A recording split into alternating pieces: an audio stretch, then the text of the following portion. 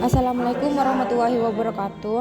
Baik, di sini saya sebagai pemateri pertama dari kelompok 5 akan menjelaskan mengenai pengaruh kepemilikan institusional, kepemilikan manajerial, dan kebijakan dividen terhadap nilai perusahaan. Latar belakang.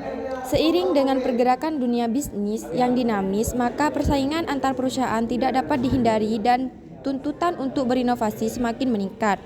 Untuk melakukan inovasi dibutuhkan modal yang bisa diperoleh dari calon investor yang sebelumnya akan mempertimbangkan berbagai indikator sebelum menyetor modal. Salah satunya adalah nilai perusahaan. Nilai perusahaan merupakan gambaran dari kinerja keuangan perusahaan yang dapat menjadi indikator kemakmuran para pemegang saham. Nilai perusahaan sering dikaitkan dengan harga saham karena harga saham dapat mencerminkan penilaian investor terhadap ekuitas yang dimiliki secara keseluruhan. Penelitian ini berfokus pada sektor industri dasar dan kimia pada periode 2020-2021 karena sektor industri dasar dan kimia cenderung mencatat pertumbuhan indeks saham yang tinggi pada 2020-2021 sehingga menunjukkan bahwa perusahaan-perusahaan sektor industri dasar dan kimia pada periode waktu tersebut memiliki nilai perusahaan yang bagus. Pertimbangan yang lain yaitu ketersediaan dan kelengkapan data yang digunakan dalam penelitian. Penelitian ini dapat memberikan kontribusi tentang teori keagenan, teori sinyal, dan analisis. Faktor yang mempengaruhi nilai perusahaan selain itu, penelitian dapat menjadi referensi untuk penelitian selanjutnya tentang faktor-faktor yang mempengaruhi nilai perusahaan. Hipotesis H1. Ada pengaruh antara kepemilikan institusional terhadap nilai perusahaan. H1. Tidak dapat pengaruh antara kepemilikan institusional terhadap nilai perusahaan. H2. Ada pengaruh antara kepemilikan manajerial terhadap nilai perusahaan. HO2. Tidak ada pengaruh antara kepemilikan manajerial terhadap nilai perusahaan. H3. Ada pengaruh antara kebijakan dividen terhadap nilai perusahaan. H3. Tidak ada pengaruh antara kebijakan dividen terhadap nilai perusahaan. Sekian penjelasan dari saya. Saya lanjutkan ke pemateri kedua. Kepemilikan institusional merupakan proporsi saham perusahaan yang dimiliki institusi atau lembaga seperti bank, perusahaan asuransi, perusahaan investasi, dan juga institusi lain. Kepemilikan institusional berperan sebagai monitoring agen yang melakukan pengawasan optimal terhadap perilaku manajemen di dalam menjalankan perannya mengelola perusahaan. Kepemilikan manajerial adalah proporsi pemegang saham dari pihak manajemen yang secara aktif ikut dalam pengambilan keputusan perusahaan. Kebijakan dividen adalah keputusan untuk menentukan berapa besar bagian dari pendapatan perusahaan akan dibagikan kepada para pemegang saham dan akan diinvestasikan kembali atau ditahan di dalam perusahaan. Kebijakan dividen adalah presentasi laba yang dibayarkan kepada pemegang saham dalam bentuk dividen tunai. Penjagaan stabilitas dividen dari waktu ke waktu, pembagian dividen saham, dan juga pembelian. Nilai perusahaan adalah ukuran keseluruhan nilai ekonomi dari suatu perusahaan, di mana mencerminkan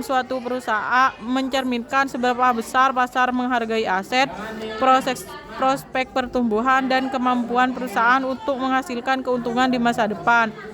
Nilai perusahaan bisa dievaluasi melalui berbagai metrik dan metode, tergantung pada konteks dan tujuan analisis. Baik, di sini saya akan melanjutkan penjelasan dari pemateri kedua, yaitu bab 3 tentang metodologi penelitian.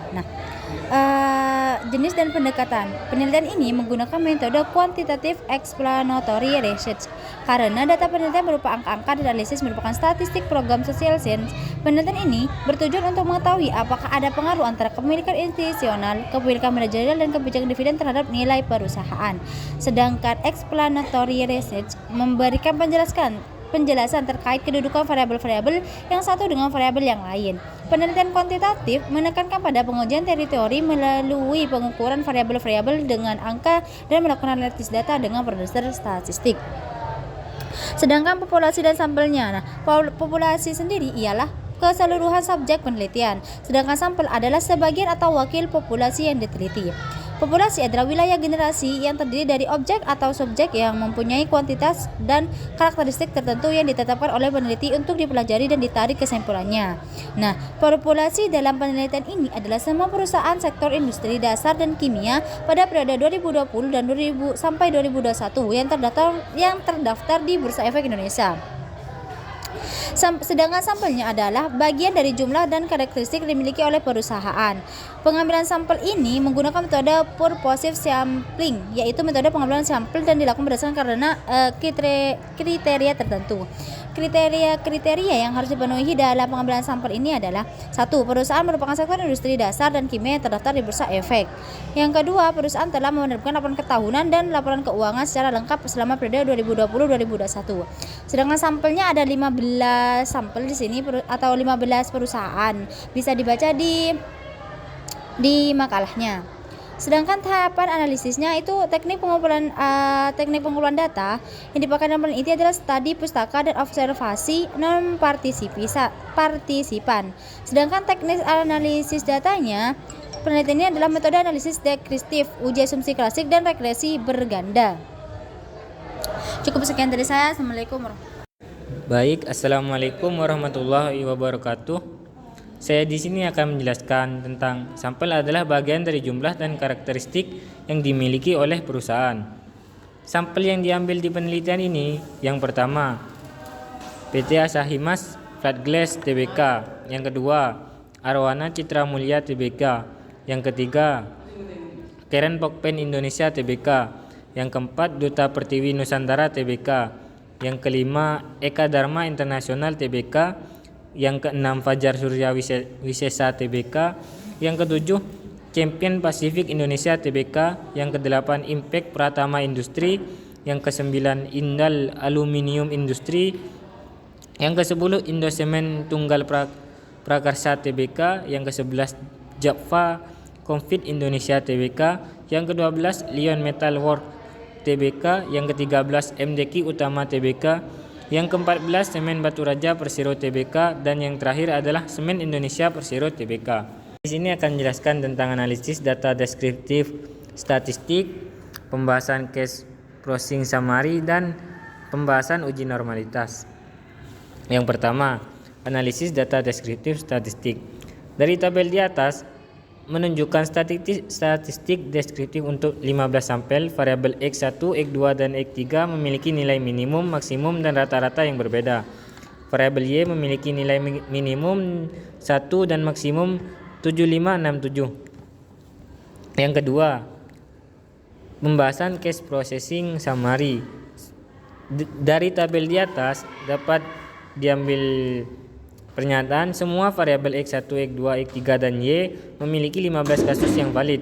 Ini berarti tidak ada kasus yang memiliki nilai hilang pada variabel tersebut.